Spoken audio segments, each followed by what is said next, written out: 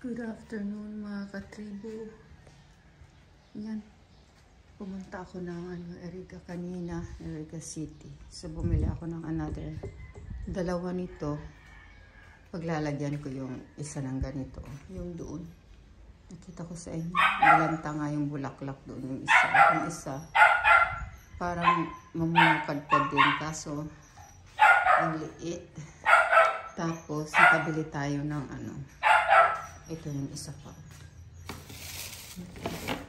Tapos ito, maliliit lang. Wala sila yung medium size. Ito yung malaki. Ayaw ko naman bumili ng ganun kalaki. Meron sana silang medium size doon kasi ibang klase naman.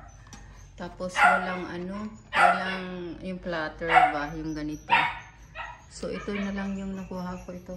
Kabili tayo ng basil. Tapos ito daw, citronella. Tapos ito yung jade plant. Hindi tayo kanina sa doon sa city. Tapos ito nabilhan ko yung tatay ko nito kasi ito yung inaalmusal niya, yung ito yung matigas pa yan, inaano niya yan sa daw, sa coffee sa umaga. Tapos ito sana to lumago. Tatanim tayo nito sa palibot. Tapos yung basil. Yan, kakatuwa. Tapos yung ating dito, yung ating mga plastic bottle. Halaman na pang tanim. Tapos nangyayari tayo dyan sa neighbor ng ito yung nagtanim ako doon ng 6 na piraso. Yung ba to?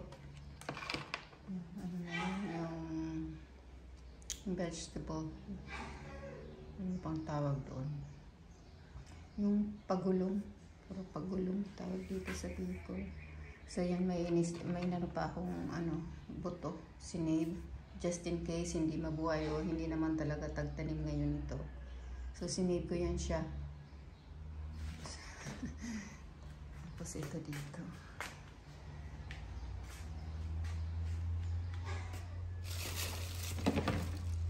So naman natin.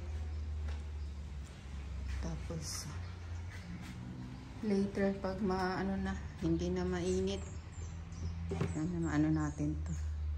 Maayos yung ito siguro. Nag-water na ako nito nung kahapon. Pero kunti lang. Medyo sana hindi na yan mamatay. Kasi ang ganda ng kulay niya. Gusto ko yan. So ito, not sure kung to. Kung hindi ito mag-survive, dyan natin ilagay yung yung jade plant dito. So sana mag-survive ka. Kasi papalitan ka ng jade plant yan. Maganda yan sa jade plant siguro. Yan ganyan. Kasi medyo malaki-laki at mataas pa pag lumaki ang ating may space. Yan, si Cody pala. Ito, not sure din nagdilaw yung ating birds of paradise nga ba yan? Si Cody, binilhan natin ng bagong leash. Ayan purple. Kasi hindi na masyadong maliit sa kanya. Medyo loose pa nga ito. So, okay na. Medyo malaki-laki yan. Kaysa doon, ito bilis lang. Minat-ngat ni Cody. Pero pwede pa naman to. Kaso maliit nga. Nga lang. Maliit. Inano ko na nga siguro yung nito Pinamigay ko na. Wala na Kasi mahina siyang kumain. Kanina bago ako umalis, binigyan ko siya ng kanin tsaka yung tinapa. Kalahati lang kinain. Pagbalik ko, hindi na kinain. So tinapon ko na. Tapos binigyan ko ulit siya ngayon. Yun, kanina. Tanghali. Ayan.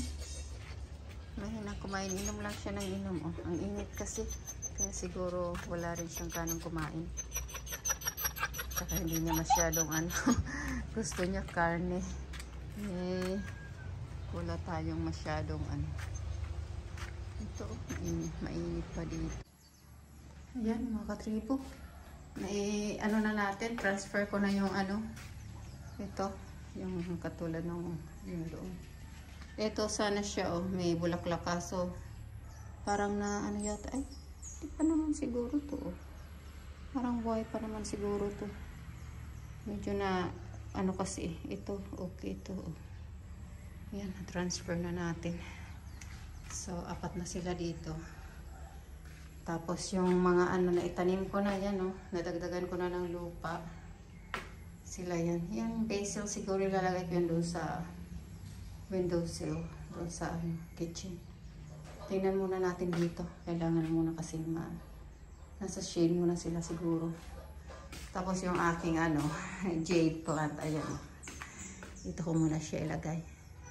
Pagka lumaki-laki na siya, transfer na lang natin sa malaking paso.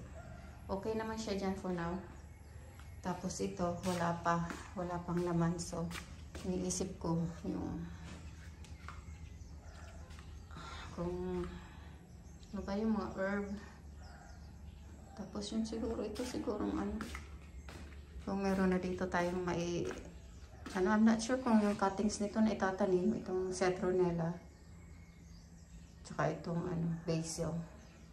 So, tingnan natin kung anong may ano natin dito. Siguro, I'm not sure kung mabigyan tayo ni yung mint daw. Hindi ko itanim. Ito natin sana. So, ayun, medyo crowded na ng konti dyan. Pero okay pa rin. May space pa naman eh.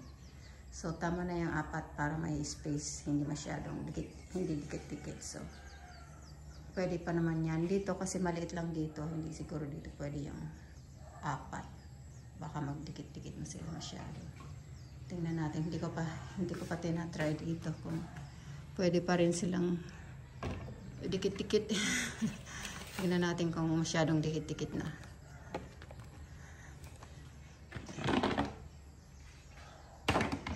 Try lang natin. Pwede pa rin pala yan. Meron pa rin space. Hindi talaga sila yung magka dikit-dikit na. So pwede pa rin pala pagka meron tayo diyang may transfer na kung ano pa man. Sana meron tayong kung wala tayong mahingian ng mint siguro doon sa Erica City. Hahanap tayo doon ulit. So yan. Okay na. Finally nagkaroon ako ng nito. Sana hindi siya mamatay. Ano naman siguro yan. Madaling buhayin. So, happy ako dito sa aking 3 yan doon. Sana kinuha ko na yung 3 citronella. Okay lang yan. Sunod ulit kasi wala naman nga akong paso eh. Pagka bubuhayin ko lang dito tapos itatry natin sa dyan sa labas, sa yard. Baka doon sa hindi masyadong naiinitan masyado doon sa likod dyan. Sa likod dyan sa bahay. So, sana mabuhay sila lahat. Ito, anak ko dito. Nag-water kanina pero kunti lang. Sana hindi na siya tuloy-tuloy na yung So, ganda. Okay na rin. Pwede rin pala ditong 4. Akala ko. Kasi mas maliit-liit itong window dito eh. Medyo yun doon. Medyo malaki-laki kumpara dito sa So, happy tayo. Tapos dito, tinulungan ako ng pamangkin kong magdilig. Pwede na rin. So, ito maganda rin. Siguro ito, I'm not sure kung pwede ito sa loob kasi may mga tinik siya. Pero maganda siya. Nakita ko siya doon to galing sa sister ko. Lumalaki din siya. So, ayan pala yung ating